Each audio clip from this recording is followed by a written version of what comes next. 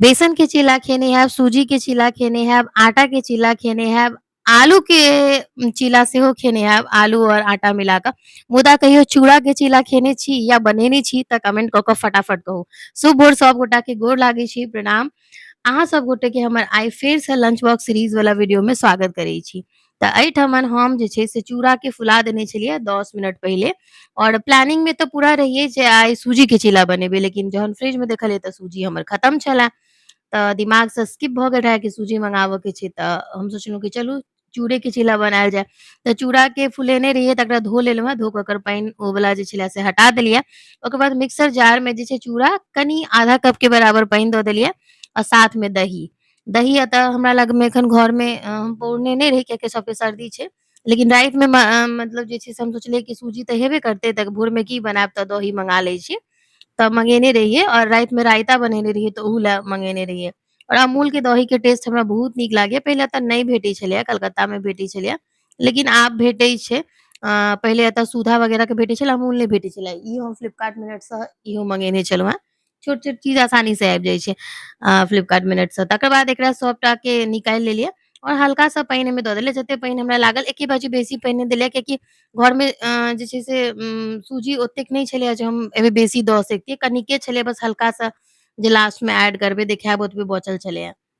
तऽ एकटा पानि दऽ कऽ एकरा मिलाबै छी। ई कनि ने स्टिकी होइ छै, चिपचिपा। चूड़ा में तऽ लइस जेना होइ छै ने, तऽ ओहि चलते तऽ पहिले एकरा खूब नीक सँ मिला दै छियै। और हम जार में मिक्सर में पीसऽ में ओहि दुआरे कमे देने रहियै पानि, जे बहुत पतला पेस्ट नहि बनि जाय, क्याकि पतला भेला के बाद कोनो उपाय नहि रहै छै। तऽ जभी भी कोनो भी चीला बनाबी तऽ हमेशा कमे-कमे पानि दऽ कऽ घोरबाक चाही, जे अगर बैटर लागत बनेला शुरू केला के बाद भी तऽ ओकरा पतला कयल जा सकैये।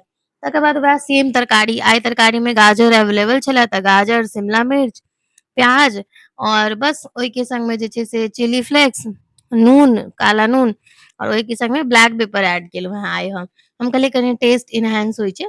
और चीला बना के जहन सर्व करऽ लगबै ने गरम-गरम, ओहि पर हल्का चाट मसाला छींट के खेबै ने बहुत नीक लागै छै। अंश के जहन खाय ले दै छियनि गरम-गरम तहन ओहिमे दै छियै, ठंडा वाला में नहि दै छियै हम। ओकर बाद में सबटा तरकारी एहिमे धऽ कऽ एकरा खूब नीक सँ मिला लेलियै। फेर हमरा लागल कि हल्का पानि देबाक चाही तऽ ओ दऽ कऽ ओकर बाद तबी पर में तेल दऽ कऽ हम ग्रीसिंग केलियै। चीला वगैरह या जते भी अंश के मोस्ट ऑफ द नाश्ता बनै छै, ओ सबटा हम घीये में बनाबै छियै। कियाकि घी हम अपने बनबै छियै तऽ ओहिमे रहै छै घी पर्याप्त, जे पूरा महीना भर आराम से चलि जाइ छै। तऽ ग्रीसिंग बस तेल से केने छलियै, तकर बाद एहि पर देलियै।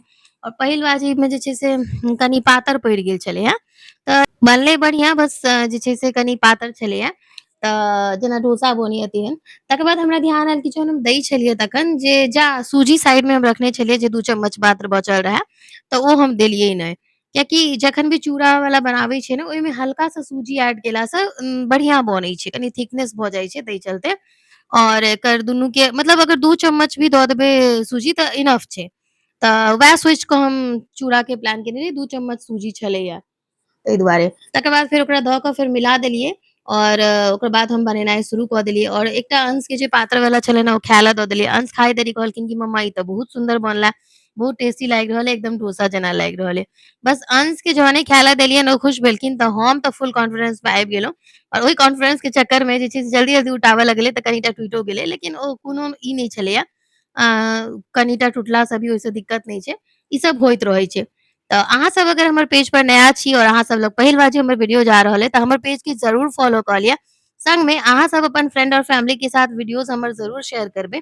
ओहिसँ अगर किनको भी भोरे-भोरे छोट बच्चा छै ने, समझ में नहि आबैत रहै की लंच बनाउ अपन बच्चा ले, तो हमर वीडियो के हेल्प से बना पेथिन। हम एकदम आसान से आसान चीज से हमेशा कोशिश करै छी जे झटपट में बनऽ वाला अहाँ सबके नाश्ता देखा पाबी, तऽ जरूर शेयर कऽ देबै। तकर बाद में देखियो एहिठमन कीवी देलियै, आइ खीरा नहि देलियै ने। एखन अंश के ने स्कूल कनि जल्दी छुट्टी भऽ रहल छै, कियाक तऽ मिड 2 चलि रहल छै, ओहि के वजह से। तऽ बस चीला देलियै ये और ओहि के साथ में जे छै से फ्रूट में आइ सोचि रहल छी कि सिर्फ कीवी देबै। तऽ इम्हर चीला फटाफट बनैत गेलै और एकरा हम जे छै से पैक करे चलि गेलियै। और चटनी में जे छै से हमरा लग में चिनिया बादाम के चटनी छले तऽ हम ओहो धऽ देलियै। साथ में अगर ई वीडियो यूट्यूब पर अहाँ लग जा रहल है तऽ यूट्यूब पर चैनल के सब्सक्राइब कऽ लेब। एहन बहुत रास वीडियो अहाँ सबके और भी सुंदर-सुंदर देखऽ ले भेटत, ताहि दुआरे। मम्मा लंच बॉक्स में क्या है? चूड़ा वाला चीला है, खा के बताना।